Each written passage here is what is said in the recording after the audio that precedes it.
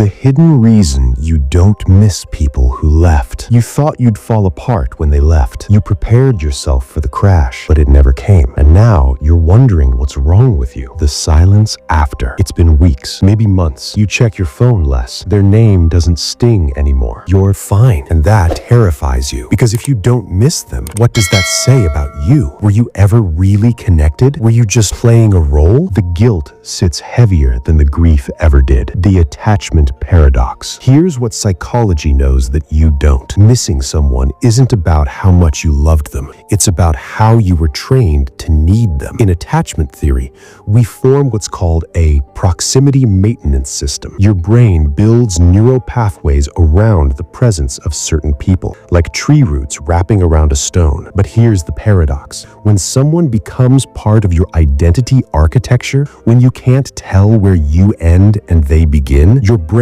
doesn't register their absence as loss. It registers it as liberation. You're not broken. You're recovering. You're not cold. You're not incapable of love. You're experiencing what neuroscientists call regulatory relief. When a relationship requires you to constantly manage someone else's emotional state, your nervous system lives in a state of hypervigilance. Your amygdala, the brain's threat detector, stays partially activated, always scanning, always adjusting, always performing. When they leave, that system finally powers down, and what you're feeling isn't emptiness, it's quiet. Your brain is finally allowed to rest. The scaffolding theory of self. Think of your identity like a building under construction. Some relationships are part of the foundation. Others are just scaffolding, temporary support structures you mistake for the building itself. When scaffolding is removed, the building doesn't collapse. It reveals what was actually holding you up all along. You. This is why you don't miss them. Your brain has recognized the difference. The cognitive dissonance researcher Leon Festinger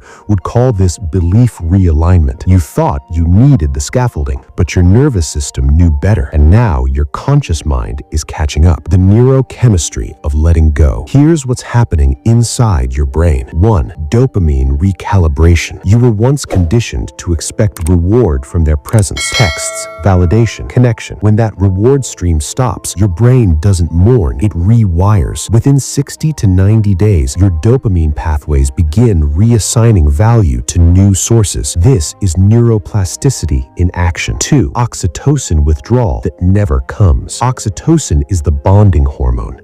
It should flood your system with longing when someone leaves. But if the relationship was emotionally taxing, your brain may have already down-regulated oxytocin receptors while they were still around. You were detaching long before they left. You just didn't know it yet. 3. Cortisol normalization. Chronic stress from the relationship kept your cortisol elevated. When they left, your HPA axis, the stress response system, finally reset. You're not numb, you're regulated. A framework for understanding your peace. If you're struggling to accept that you feel okay, try this. Step 1. Separate love from need. Ask yourself, did I love who they were, or did I need what they provided? Love is additive. Need is substitutive. Step 2.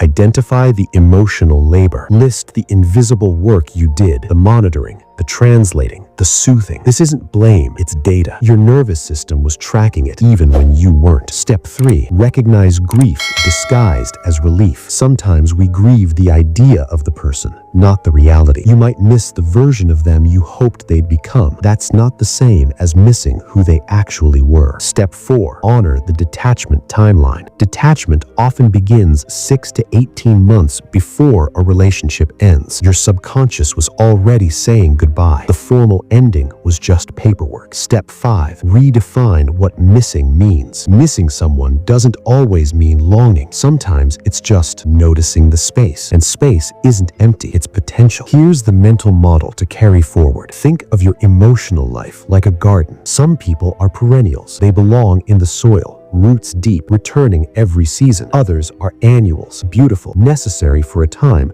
but not meant to stay. When an annual dies, you don't replant it in the same spot. You let the soil rest. You let new things grow. Not missing someone doesn't mean they didn't matter. It means they completed this cycle, and your nervous system knows the difference between an ending and a failure. You're not heartless. You're not damaged. You're just someone whose brain finally feels safe enough to stop searching for what it no longer needs. That's not indifference. That's integration. And maybe the reason you don't miss them is because you finally stopped missing